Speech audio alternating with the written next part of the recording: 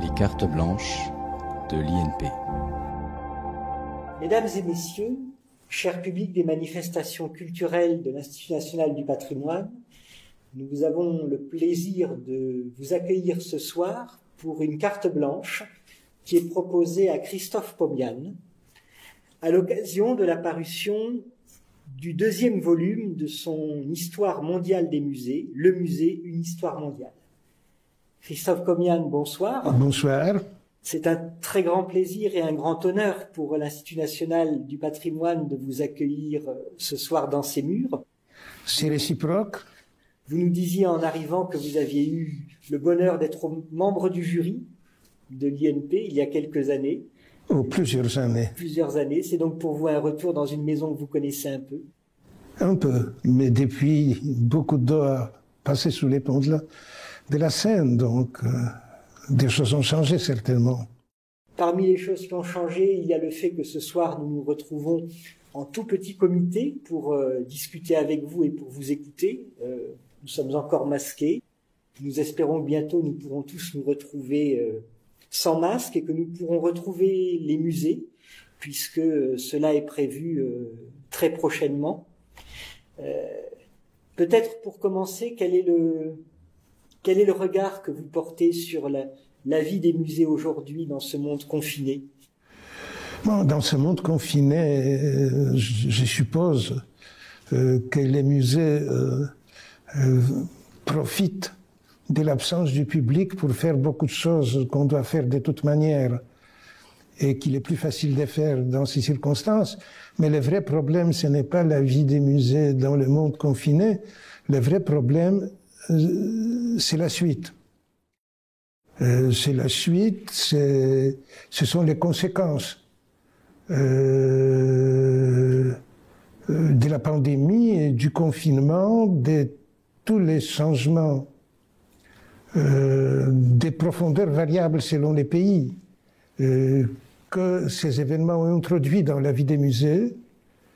C'est certainement différent dans le cas des musées nationaux français et dans le cas des musées américains. Mais en tout cas, je pense qu'aucun musée ne sortira complètement indemne de cette expérience que nous venons de vivre. Alors, nous sommes réunis aujourd'hui pour parler d'un livre, d'une somme que vous publiez aux éditions Gallimard, dans la collection La Bibliothèque illustrée des histoires. Mais peut-être avant de parler de cet ouvrage, dont 2 tomes déjà sont publiés, j'aimerais revenir avec vous sur quelques éléments peut-être de votre parcours. Vous êtes philosophe, vous êtes historien, vous avez fait votre formation dans votre pays natal, la Pologne, puis vous êtes venu en France au début des années 1970. Votre œuvre a été publiée d'abord en polonais, puis en français. Vous avez continué aussi à publier dans votre langue maternelle. Et alors que vous étiez au départ philosophe, vous êtes devenu historien. Qu'est-ce que cela signifie pour un philosophe de devenir historien? De passer de l'abstraction à des choses si contingentes, si concrètes? D'abord, je dois dire que je n'ai jamais voulu séparer l'histoire de la philosophie. Et que quand j'étais reçu à la fac des philo, mon premier pas était d'essayer de m'inscrire aussi à la fac de l'histoire et de faire les deux. L'époque n'était pas du tout propice à ce genre d'opération. Il fallait pour ça ni plus ni moins mais la permission du ministre de l'enseignement supérieur. Je suis allé donc voir les doyens de ma faculté, je suis allé voir les doyens de la faculté d'histoire et je crois un vice-recteur de l'université pour envoyer une humble demande de permission de suivre les enseignements dans les 2 facultés. Ce qui m'a été refusé par une lettre du ministre d'une brièveté toute spartiate, Je ne vois pas, écrivait-il, les besoins pour l'étudiant Pomian d'étudier en même temps la philosophie et l'histoire. Bon, c'était catégorique, c'était un niet. Mais c'était tout à fait dans l'esprit de l'époque. Il faut expliquer, si vous permettez, cette anecdote, que nous vivions à l'époque dans une période de la discipline socialiste des études, et qu'en retard de 5 minutes au cours, vous valez une commission de discipline. Donc l'idée qu'on puisse être dans les deux facultés et on ne saura plus exactement où vous êtes parce que vous avez des cours ici et là, je pense que ça effrayait complètement nos bureaucrates. Donc, j'étais interdit d'histoire. Je me suis arrangé pour aller dans les peu de temps libre que nous laissaient les études de philo. En fait, à partir de la deuxième année, en première, c'était même pas possible. Pour suivre un séminaire chez les historiens. Et donc, c'était, pour ce qui est de l'enseignement formel de l'histoire, c'était ça. Mais là, j'ai montré vraiment, je pense que je suis prêt à beaucoup pour cette discipline, parce que j'ai suivi un séminaire d'histoire militaire de la Pologne au XVIIe siècle, qui m'a valu de lire quelques livres parmi les plus ennuyants livres d'histoire jamais écrits. En tout cas en polonais, mais je pense que dans d'autres langues aussi. Mais je l'ai bravement lu, puisqu'il le fallait bien. Sauf qu'une seule fois, je me suis endormi à la bibliothèque universitaire et j'ai été réveillé par les bibliothécaires extrêmement honteux, tout rouges, pour avoir commis ces péchés contre l'esprit.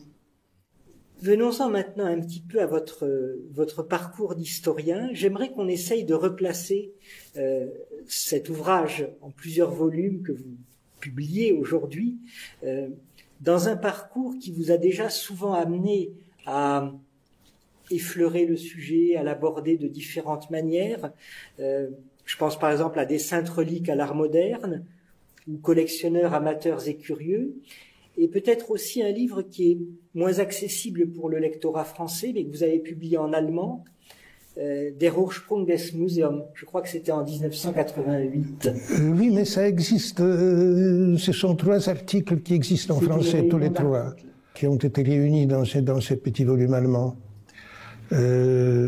Mais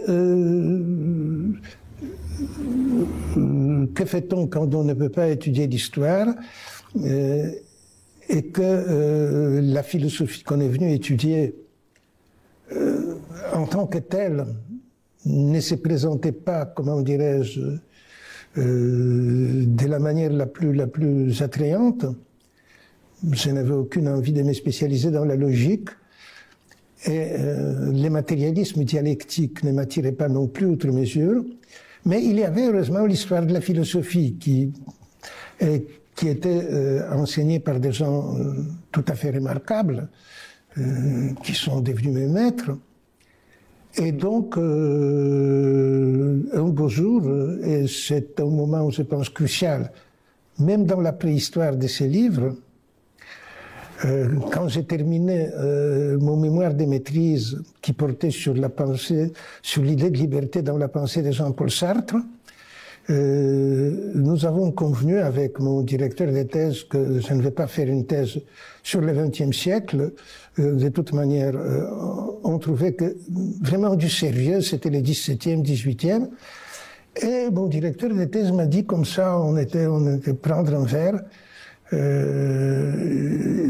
C'était en même temps un ami. Il me dit, écoute, va voir Pierre Bell. Ça fait très longtemps que personne ne s'est intéressé à lui. Le dernier livre lui consacré date de 1905. À l'époque, c'était vrai, ce n'est évidemment plus vrai du tout. Il y a surtout les remarquables travaux d'Elisabeth Labrousse, mais beaucoup d'autres. Mais nous étions en 1957. Va voir.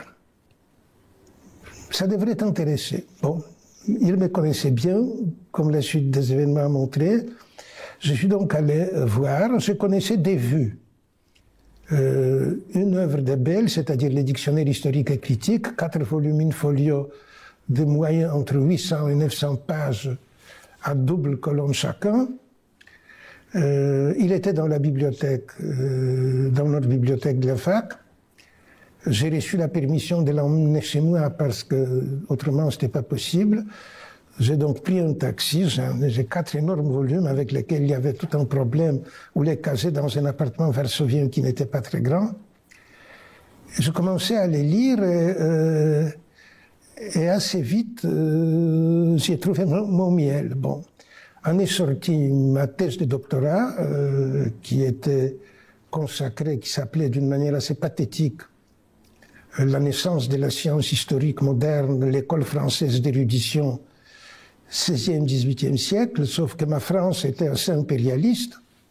Elle s'étendait sur une partie de l'Italie, sur une partie de l'Allemagne. Donc, les frontières étaient plutôt floues. Dans le temps, c'était plutôt flou aussi, mais en tout cas, ça se terminait en effet au XVIIIe siècle. Donc, et c'est en écrivant cette thèse, en travaillant cette thèse, enfin pas en écrivant, en travaillant cette thèse, que je suis tombé sur une lettre de Claude Saumaise, un grand philologue français, mais qui était protestant, mais qui enseignait à l'université de Leyde, aux Pays-Bas, où Saumaise parlait de sa visite chez un collègue qui lui a montré une petite collection d'antiquités qu'il avait, et la vue de cette collection, des objets dans cette collection, je ne me souviens plus des détails, a permis à Saumaise de comprendre un texte grec qu'il était en train de préparer pour l'édition, mais qui était corrompu évidemment, et qu'il ne comprenait pas complètement, où il y avait des passages pas clairs, et c'est en voyant cette collection qu'il a compris. Moi, ça m'a évidemment immédiatement fasciné parce que j'étais en train de travailler justement sur la manière de travailler des historiens à cette époque. Là, c'était quelque chose pour moi de complètement inattendu. D'habitude, on avait affaire à des gens qui lisaient des textes, à la critique des textes. Bon, c'est l'époque de la naissance d'ailleurs des grandes disciplines critiques de l'histoire, de la paléographie, entre autres de la diplomatique, avec Mabillon, etc. Donc, cette histoire de collection, ça m'a frappé. Mais j'étais suffisamment déjà embarqué dans ma thèse pour me rendre compte que si je poursuis cette piste, je ne sais pas du tout où ça va m'amener. Et donc, prudemment, j'ai fait ce qu'un thésard intelligent fait dans une situation de ce genre.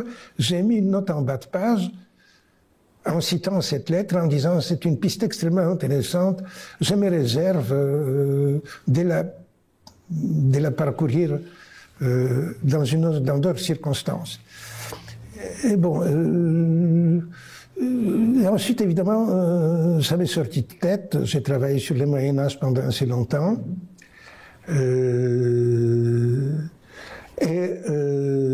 Donc pas du tout sur le XVIIe siècle, pas du tout sur les collections. Et puis, une série de hasards a fait que je suis tombé, je ne me souviens même plus, à la bibliothèque universitaire de Varsovie, je crois tout à fait par hasard, sur les musées des monuments français, les 8 volumes d'Alexandre Lenoir, que j'ai lus par curiosité, sans avoir quelque idée que ce soit de l'utiliser. Et puis, en effet, ça m'a assez engagé. Et donc, quand on m'a privé de mon poste à l'université, envoyé à la Bibliothèque nationale, au département des manuscrits, pour que ce soit là un peu isolé, n'exerce pas une mauvaise influence sur les étudiants, j'ai profité de ce qu'il y avait à la Bibliothèque nationale de Varsovie, donc, pour lire, toujours sans aucune intention précise, des livres qui peu ou prou touchaient à la problématique des collections, notamment les traités des pierres gravées de Pierre-Jean Mariette, qui est un livre qui a joué un rôle assez important dans mon histoire. Voilà, puis je suis arrivé en France avec un projet de recherche tout à fait différent. D'ailleurs, il faut dire que si j'avais proposé l'étude des collections, je pense que le CNRS ne m'aurait jamais accepté parce que c'était l'époque où, quand je disais que je travaille sur les collections, on me disait alors quoi, tu t'occupes des collectionneurs des timbres-poste? Et il me fallait répondre que non, que d'abord le timbre-poste est une chose tardive, ça date des années 30 du 19e siècle. Et moi, je travaille plutôt sur les 17e, 18e. Mais ça suscitait un étonnement complet. Comment? C'est pas un sujet. Mais en fait, c'est devenu un sujet. Merci à vous. C'est comme toujours l'histoire de la sérendipité, un petit peu. C'est le hasard heureux de la recherche, finalement, qui vous a fait trouver cet objet. Oui, c'est-à-dire, il y a, comment dirais-je, rétrospectivement, j'ai l'impression qu'il y avait quelque chose, je ne sais quoi, qui me poussait dans cette direction, que j'ai fait tout pour ne pas y aller. J'essayais de m'occuper d'autres choses, je l'ai beaucoup fait d'ailleurs, et pourtant c'était comme si un ressort était là, que j'essayais d'appuyer non, et qui me renvoyait constamment dans cette direction. Donc visiblement il y avait quelque chose qui était entre nous, et qui à terme a abouti à ce que je m'intéresse aux collections, mais ça ne signifiait pas du tout que j'avais le moindre envie, ni quoi que ce soit, de parler des musées. Il y avait déjà un obstacle. On ne peut pas parler des musées vraiment sans parler des musées d'art. Et moi, je craignais surtout, plus que tout, de piétiner les plates-bandes des historiens d'art.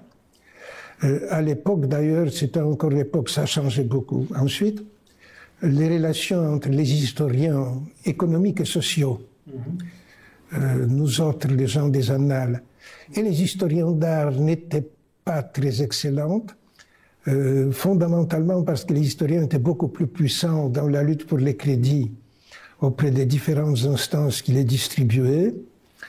Je suppose que c'était ça la vraie raison.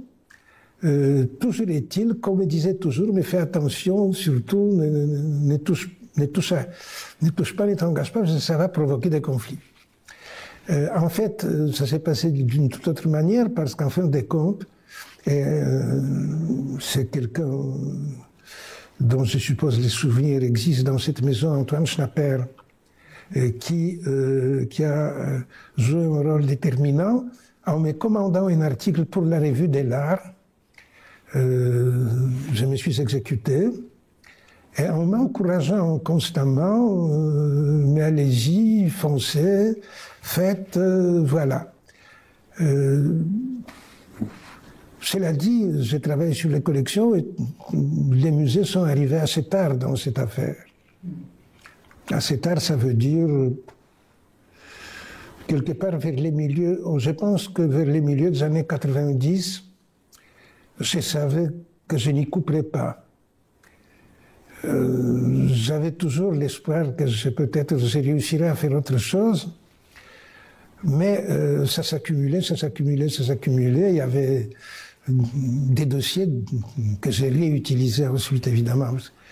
Ces livres à une longue gestation. Et puis, les encouragements des Pierre Nora ont été aussi pour quelque chose. Bref, grosso modo, à partir de ça, le vrai début de ces livres doit se situer quelque part 20 ans avant l'apparition du premier volume. Donc, j'avais déjà un énorme matériel accumulé de toute manière. J'ai commencé encore en Pologne. Et donc, petit à petit, il y a quelque chose qui a commencé à se dessiner dans ma tête, et qui était justement une histoire comme celle-ci. Bon, ça a mis encore pas mal de temps pour se matérialiser. Vous parliez du travail de l'historien, le travail en archives aussi, on imagine, la constitution des dossiers. En tant qu'historien des musées, puisque c'est ce que vous êtes devenu, mais vous vous êtes imposé aussi dans ce champ, j'aimerais que vous nous disiez ce que la fréquentation des musées apporte à la construction de votre objet de recherche. Quand vous allez dans un musée, est-ce que vous êtes comme le visiteur qui vient découvrir les œuvres, ou bien comment est-ce que votre objet de recherche vous rattrape, vous tire en quelque sorte par la manche et vient vous solliciter? C'est une bonne question à laquelle il n'est pas facile de répondre, parce que, évidemment, surtout quand je suis la première fois dans un musée, et en plus, dans ce musée, il y a des chefs-d'œuvre, leur présence est à tel point écrasante qu'elle vous laisse peu de temps pour réfléchir, par exemple, à l'accrochage. Par exemple, à l'organisation de la salle, à la présence ou non des sièges, à toute une série de choses extrêmement importantes pour le fonctionnement d'un musée qui sont très terre à terre en fait. Mais pour répondre à votre question, je me souviens, et ça je pense c'était aussi un moment de déclic, c'était il y a très très longtemps, au cours de mon premier ou deuxième voyage aux États-Unis.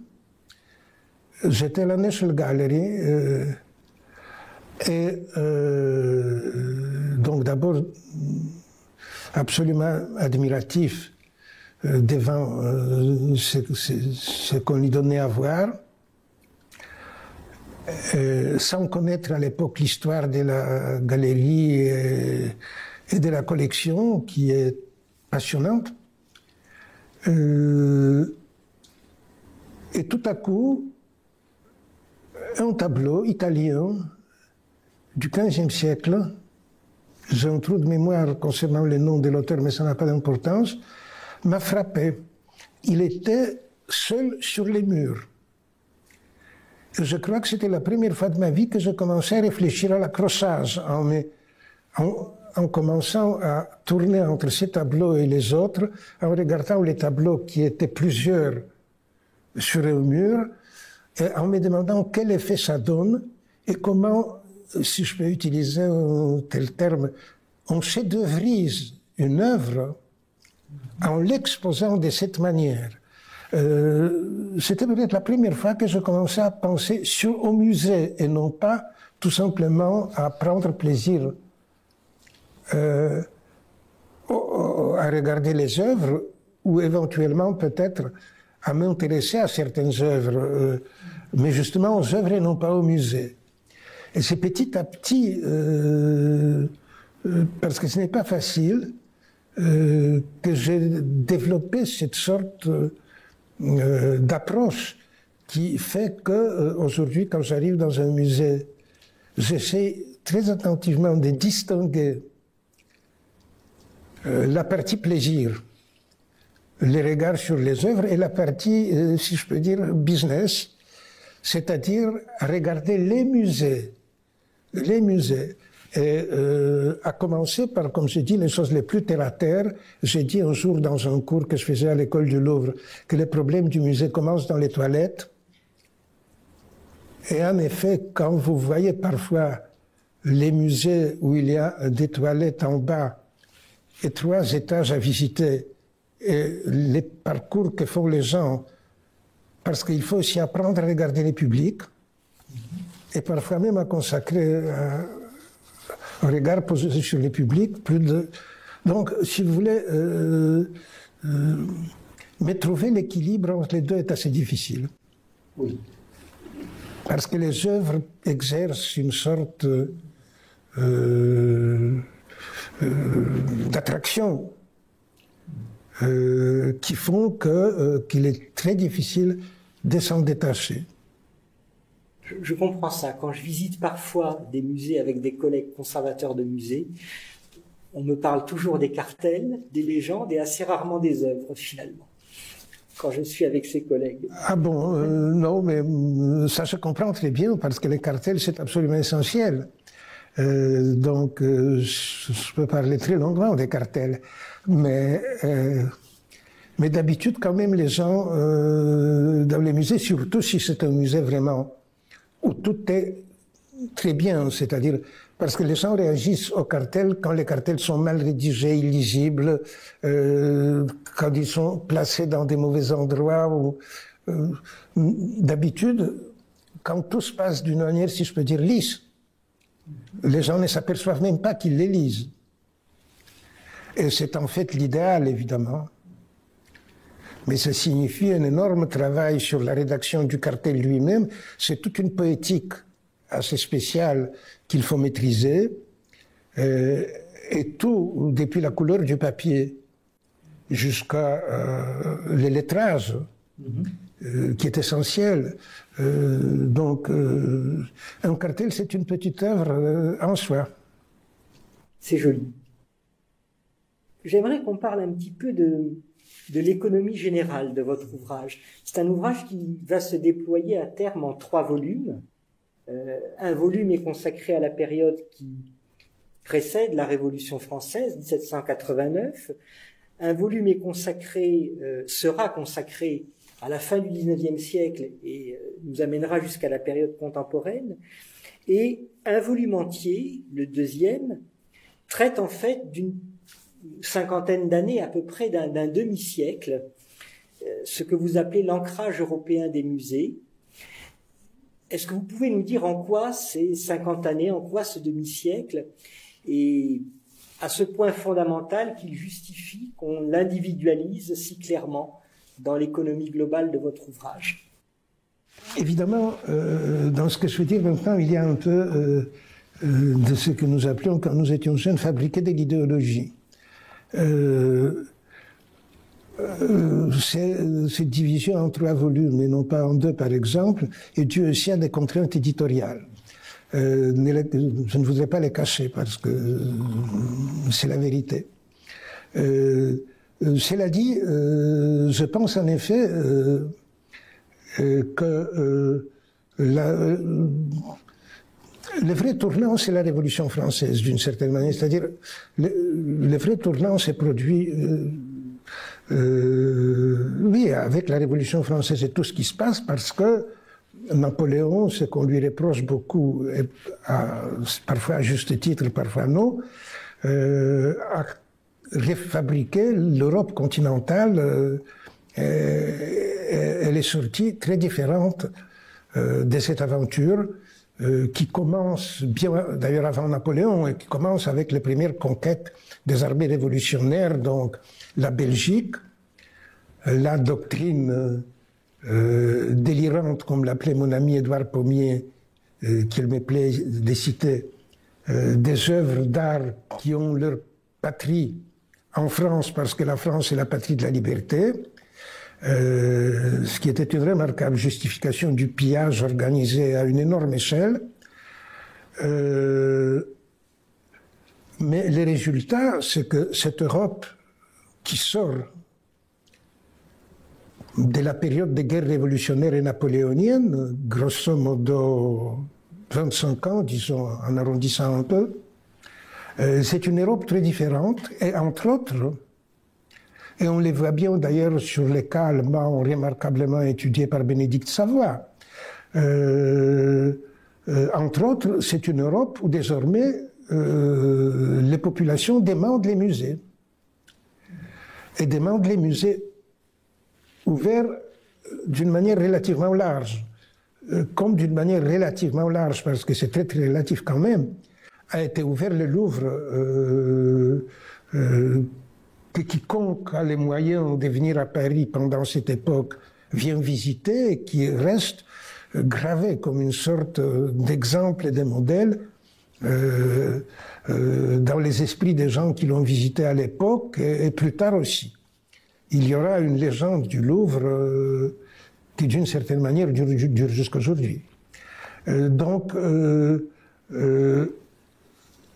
ce de quoi parle ce deuxième volume, c'est d'une certaine manière, c'est de l'impact de ce séisme qu'était la Révolution française dont les ondes de choc se propagent ensuite à travers les continents,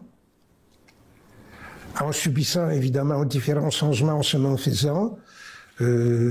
Un sismologue dirait que ça dépend aussi de la nature des roches par lesquelles elles passent. Ici, ça dépend des institutions des pays sur lesquels cet impact s'exerce. Mais tous ces volumes, jusqu'à 1850, c'est la période où c'est l'onde des chocs de la Révolution française qui organise les paysages muséals européens. Jusqu'à et y compris la Grande-Bretagne, où on n'a pas réussi à envoyer nos armées, mais où l'exemple du Louvre reste comme une sorte de remords aussi longtemps que nous n'avons pas à Londres de quelque chose de comparable. Bon, ce sera créé dans les années 20, ce sera la National Gallery. Cependant que British Museum, qui inspirait les Français, par ailleurs. Donc, il y a ici des jeux assez complexes, mais en tout cas, ce qui unit cette période, c'est qu'elle assimile, modifie les effets de la Révolution française. À partir de 1850, c'est un tout autre événement qui va provoquer un impact sur le monde des musées. Ce sera la grande exposition universelle de toutes les nations, Londres 1851, et les musées qui sera créé dans son sillage, c'est-à-dire le South Kensington Museum de Sir Henry Cole, aujourd'hui Victoria and Albert Museum. Donc, qui deviendra pour au moins 50 ans une référence. Dans le projet global de votre ouvrage, vous avez réservé une place particulière aux musées américains.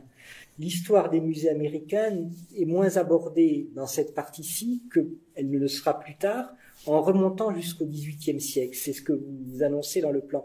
Il y a vraiment une voie particulière, un chemin particulier des musées américains? Il y a une voie particulière. Il y a aussi que pour des raisons, comment dirais-je, des logiques compositionnelles, je voulais respecter, c'est peut-être l'héritage des annales, mais j'étais très attentif à respecter les unités géographiques.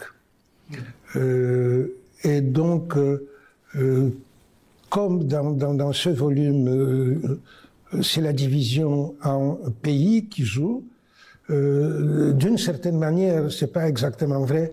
Dans le troisième volume, c'est la division en continents presque. Et donc, en plus, en effet, il y a une voie assez particulière des musées américains.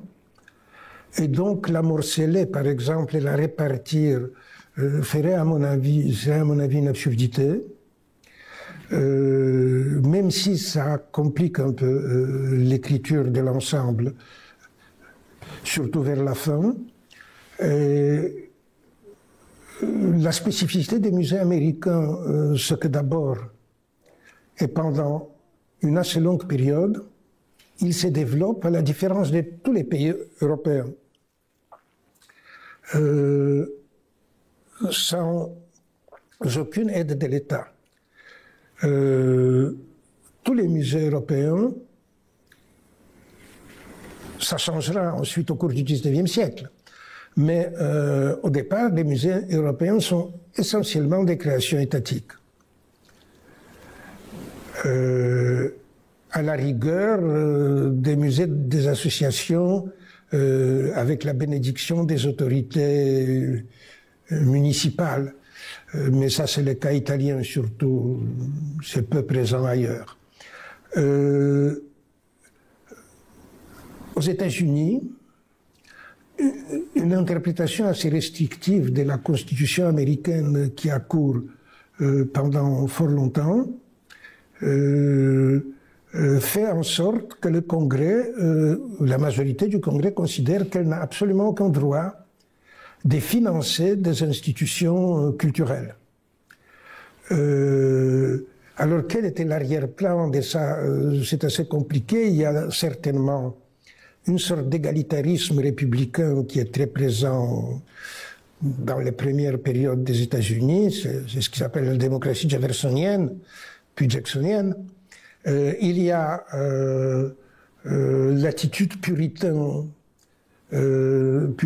très, très réservée à l'égard des œuvres d'art en particulier, mis à part la peinture hollandaise, les paysages, les natures mortes, mais dans la peinture italienne, c'était soit trop papiste, soit trop libertin. Ni l'un ni l'autre ne leur convenait au départ.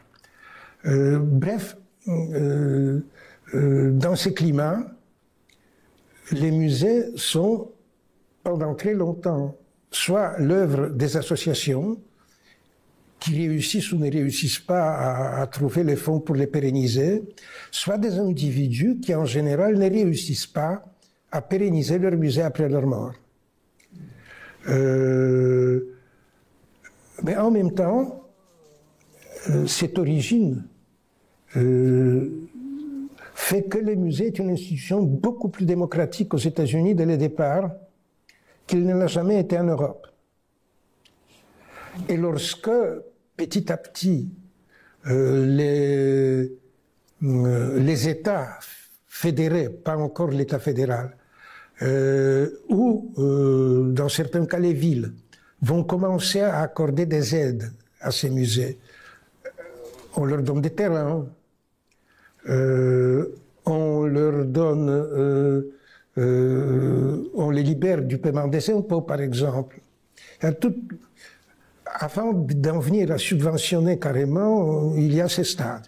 Et puis, il y a un événement qui se passe, qui est absolument central dans toute l'histoire des musées des États-Unis, c'est que James Smithson, qui n'avait jamais mis les pieds aux États-Unis et dont il ne semble pas qu'il ait jamais rencontré de sa vie un seul Américain, laisse toute sa fortune, dans le cas de l'extinction de sa famille sans descendance, au peuple des États-Unis pour créer une institution sous le nom de la Smithsonian Institution pour la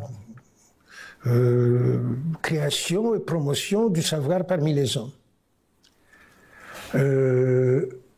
Il y a un petit procès qui est assez rapidement réglé devant les tribunaux britanniques, et les États-Unis, il y a un problème, est-ce qu'on doit accepter ces legs?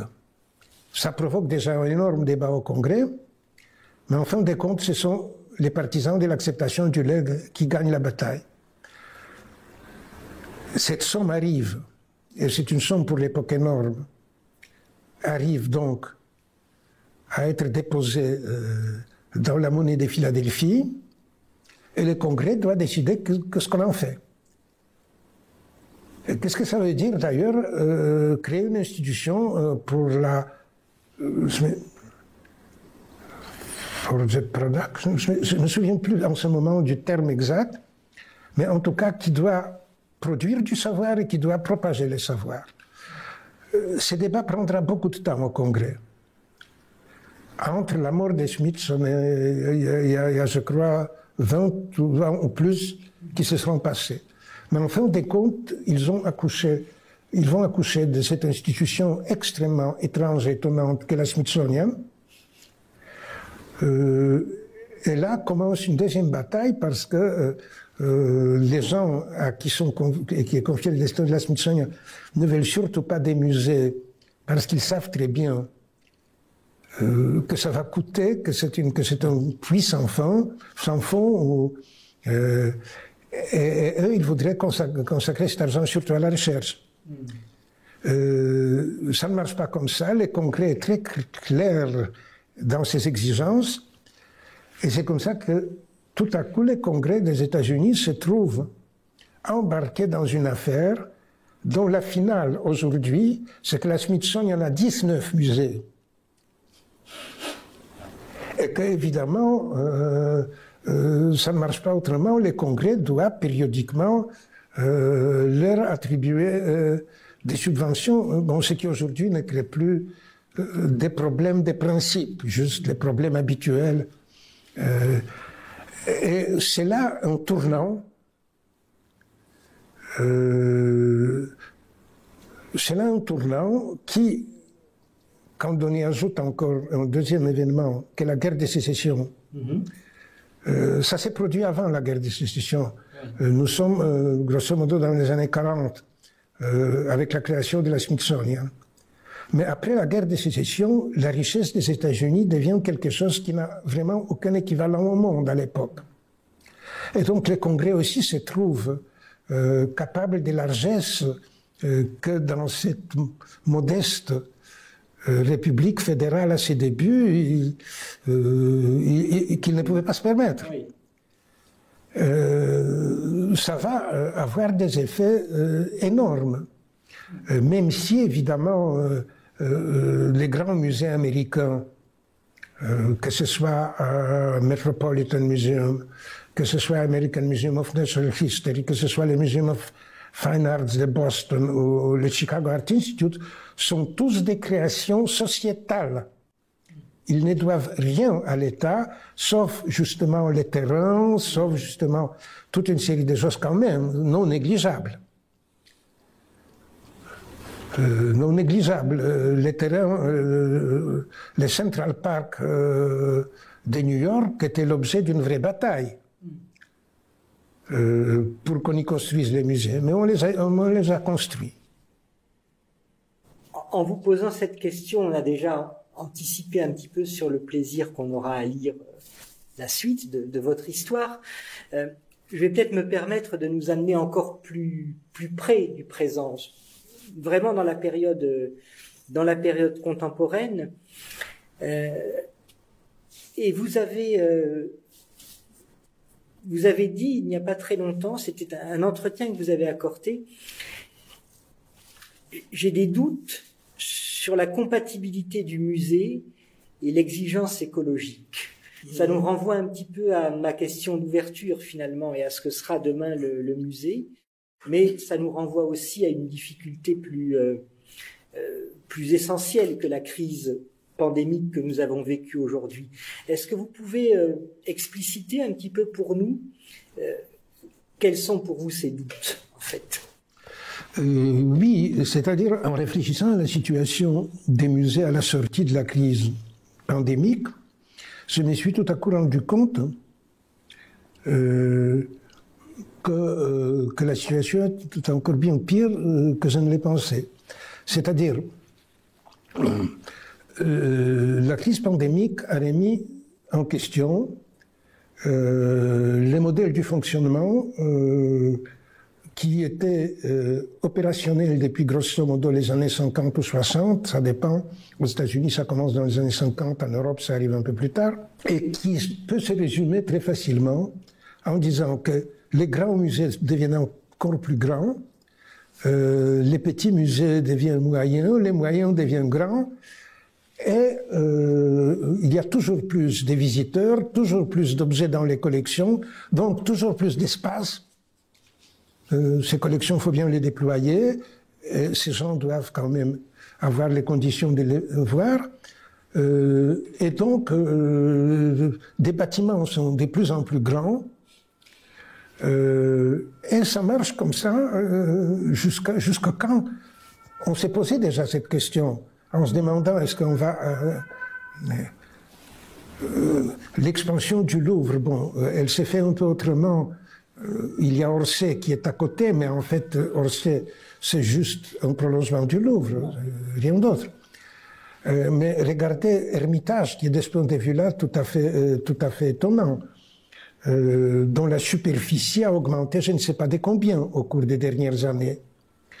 Les gouvernements de la Russie, ayant beaucoup de tendresse avec tous les mal qu'on puisse dire de M. Poutine, c'est un homme de Saint-Pétersbourg et il a les yeux de chimène pour Hermitage. On ne lui refuse rien. On lui a même donné les bâtiments, l'ancien bâtiment de l'état-major général. ce qui était une chose difficilement concevable il y a peu. Donc, il y a eu cette croissance et ces modèles-là viennent de se fracasser, à mon avis, sur la pandémie.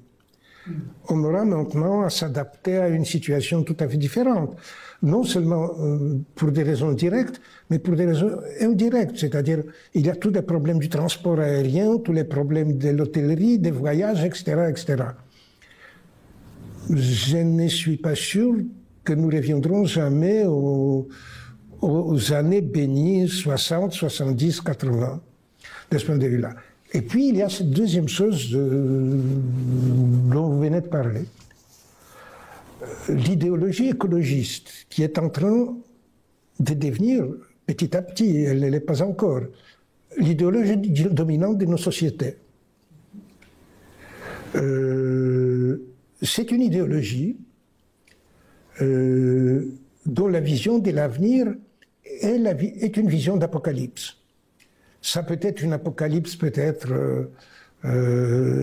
étirée dans le temps, peut-être pas brusque, c'est pas l'explosion d'un volcan, mais c'est un travail plus lent, mais pas très lent, parce que tout ça entre dans l'horizon des prévisibilités des générations qui sont déjà là, mais c'est une vision qui doit aboutir en fait à une société frugale, très peu dépensière, et à une société qui, à vrai dire, ne peut pas investir dans l'avenir parce que l'avenir ne peut pas être meilleur que le présent. C'est-à-dire, l'idéologie écologiste représente l'exact contraire de l'idéologie du progrès telle qu'elle était à la grande époque, enfin depuis le XVIIIe, XIXe siècle, et qui est restée sous forme de l'idéologie de la croissance. On ne parlait plus du progrès. Nous avons perdu toute illusion sur le perfectionnement moral du genre humain, qui était très cher à Condorcet, mais restait encore la croissance. L'idéologie écologiste liquide la croissance. Est-ce qu'on peut imaginer les musées dans un monde sans croissance? Est-ce qu'on peut imaginer les musées dans un monde où en tout cas, que deviendront-ils? Je n'en sais rien, mais je crains que leur adaptation à ce monde-là risque d'être extrêmement difficile et aboutir à des changements que nous avons de la difficulté à imaginer. Il y a peut-être encore une question sur l'actualité des musées que j'aimerais vous poser. En fait, il est assez facile de trouver dans la presse des actualités qui concernent presque quotidiennement des musées. En l'occurrence, hier, le 11 mai, il a été annoncé que le musée mémorial du terrorisme, en rapport avec les attentats de 2015, prendrait place à Suresnes, sur le site de l'ancienne école en plein air. Est-ce qu'on ne demande pas peut-être trop aussi au musée? Est-ce que pour vous, peut-on vraiment faire musée de tout? Il se trouve, et ça aussi risque à mon avis à terme de changer, mais pour le moment nous en sommes encore là, que nos sociétés, depuis les milieux du XIXe siècle à peu près, considèrent que la mise au musée, c'est une sorte de consécration suprême. Une œuvre d'art est vraiment consacrée quand elle est muséalisable, au moins, voire carrément muséalisée, et les personnalités sont consacrées de cette même manière. Donc ça commence même pas au milieu du 19e siècle, ça commence dans les années 30 du 19e siècle. Et les événements le sont aussi.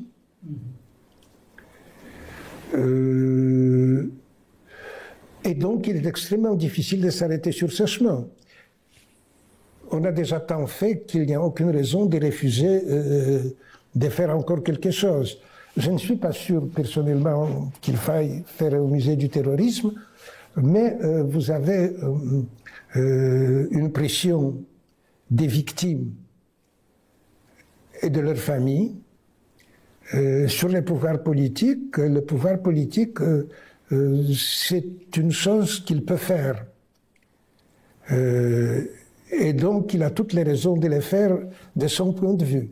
De toute manière, l'horizon des hommes politiques ne dépasse pas la période des élections, mettons encore une élection de plus. Et quand adviendra-t-il de cela à long terme, ce n'est pas la question qu'ils ont l'habitude de se poser. Évidemment, à un certain moment, il faudra se poser la question combien de musées peut-on entretenir?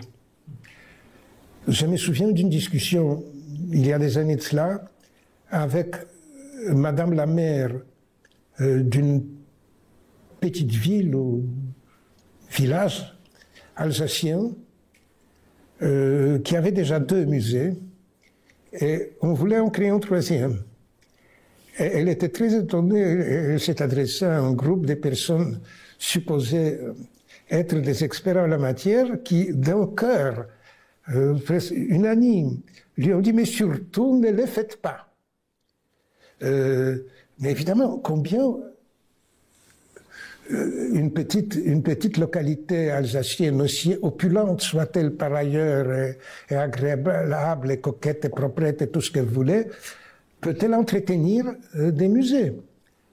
C'est une charge dans les budgets locaux. Combien de musées peut-on avoir dans un pays comme la France ou dans un pays comme les États-Unis? Mais les Américains, de ce point de vue-là, ont une habitude plus saine. Quand ils voient que ça ne marche pas, ils ferment. Nous sommes dans une situation un peu différente en France. Donc, dans ce monde, encore une fois, écologiste,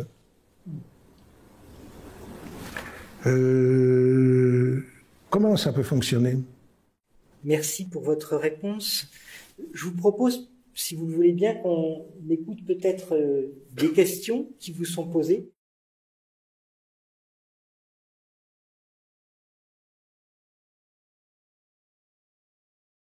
Mais les objets eux-mêmes dictent tout.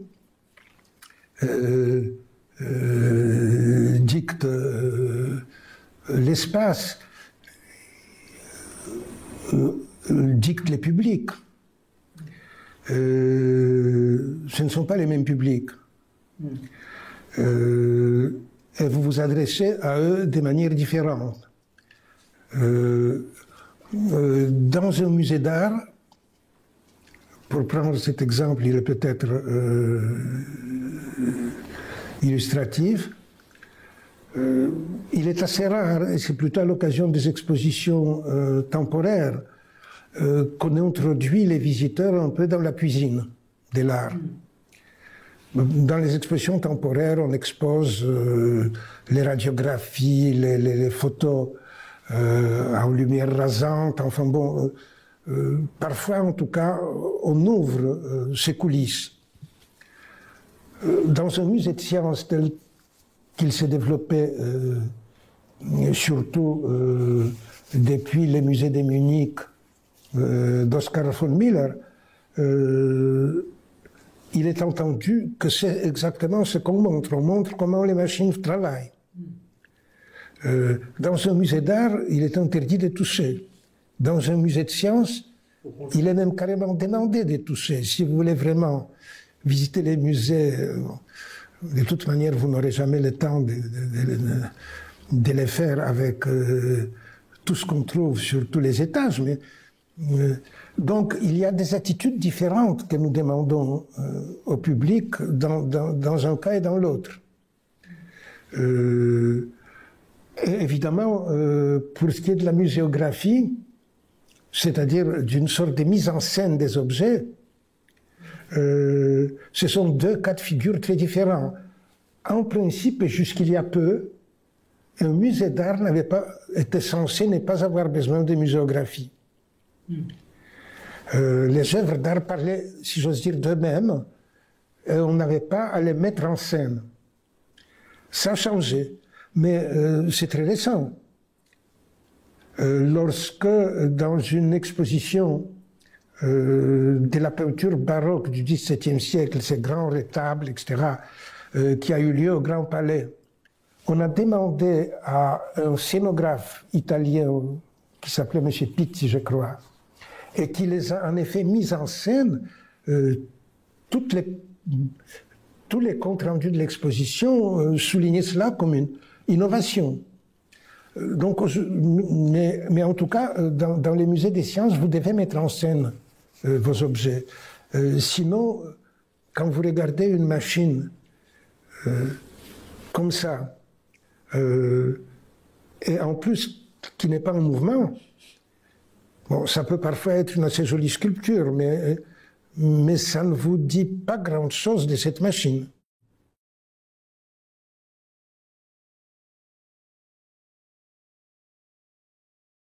Il y a d'abord une sorte de tendance générale, en effet, de transformer tout musée en musée d'art. Et ça se voit, par exemple, dans les musées d'histoire naturelle, avec les dioramas et avec, évidemment, il faut dans chacun qu'il y ait un joli dinosaure qui est en fait, qui prend la place d'une sculpture et qui fonctionne comme une sculpture pour les 9/10 des visiteurs qui ne s'intéressent pas beaucoup à la manière dont s'articulent les os chez un diplodocus. Mais il est grand, il est énorme. Bon, et en général, on les présente d'une manière qui doit, comment dirais-je, susciter la sympathie du public. Il y a un exemple que je ne dirais pas célèbre, mais en tout cas peut-être parmi les professionnels. Les iguanodons de Bernissart, qui sont exposés au musée d'histoire naturelle de Bruxelles, et qui en sont l'objet emblématique, ont été reconstitués dans des poses dont on sait aujourd'hui, c'est ce que j'ai lu en tout cas sous la plume professionnelle, que ce n'est pas exactement la pose dans laquelle ces iguanodons avaient l'habitude de se tenir. Mais on ne peut plus les changer. Le public est très habitué à ces iguanodons. Donc il y a en effet cette tendance à la théâtralisation, il y a une pression que les musées d'art exercent sur les autres types de musées. Et c'est lié probablement, peut-être, il y a tout un travail qu'il faudrait faire là-dessus, à l'évolution de notre manière de regarder les choses. Au fait que une présentation telle qu'elle était dans les musées du XIXe siècle, avec cet énorme entassement d'objets, comme d'ailleurs entassement des tableaux sur les murs, n'est plus tolérable aujourd'hui. Tout simplement, comme si notre perception avait changé. J'ai dit ça avec beaucoup de prudence, mais je crois que c'est ce qui explique un peu cette tendance qu'on observe.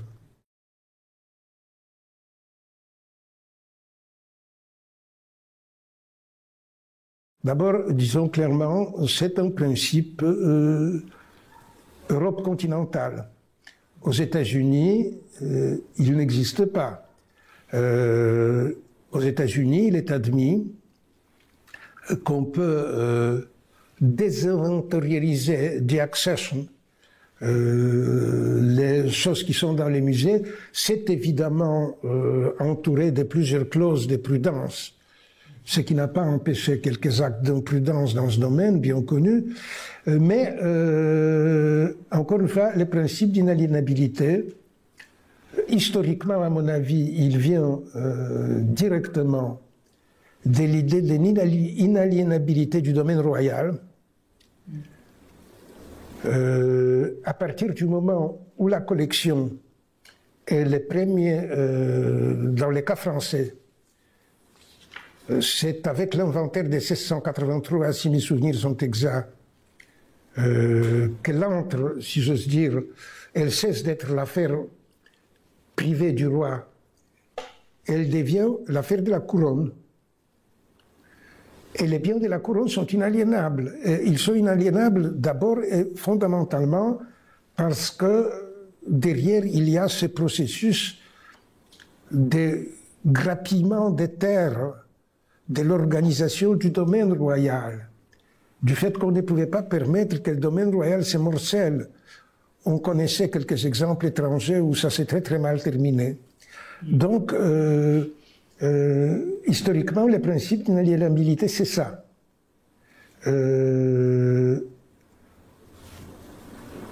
maintenant, nous ne pourrons pas maintenir en même temps deux positions. La volonté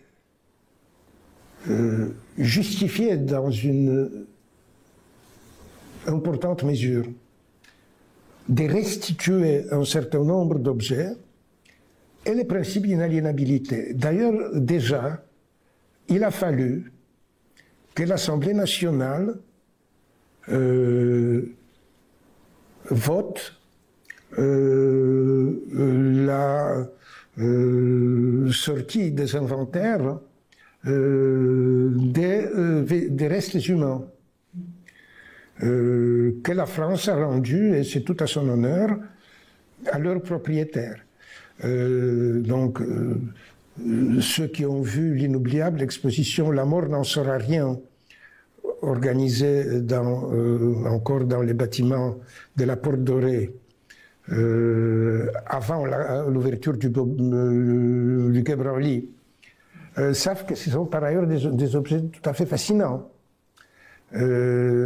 Mais il fallait les rendre et on les a rendus. Il faudra rendre d'autres objets. Les Britanniques auront ces problèmes avec les bronzes des Bénin, qui est en train de monter. Nous aurons ces problèmes avec un certain nombre d'objets. Autant je suis partisan d'une discussion au cas par cas, pays par pays, des discussions bilatérales, et comme ça s'ajoute toujours, surtout pas en présence de la presse. Une discussion objet par objet, parce que malgré les tentatives de traiter tout ça un peu en vrac, il y a énormément de cas très très différents et il faut les étudier chacun à part. Mais encore une fois, le principe même des restitutions est incontestable. Incontestable. Et le principe d'inaliénabilité devra s'incliner devant le principe de la restitution. Christophe Pomian, merci. Au cours de cette heure que nous avons passée ensemble, nous avons voyagé dans le temps. Nous avons voyagé dans l'espace aussi, nous sommes allés de la Russie jusqu'aux États-Unis, nous sommes passés en Afrique, nous avons parlé de plusieurs pays européens. Le principe de ces conférences, de ces entretiens, est que ce sont des cartes blanches. Est-ce qu'en conclusion, vous voudriez nous dire peut-être un mot sur un musée qui vous est particulièrement cher ? C'est à vrai dire très difficile. C'est très difficile parce que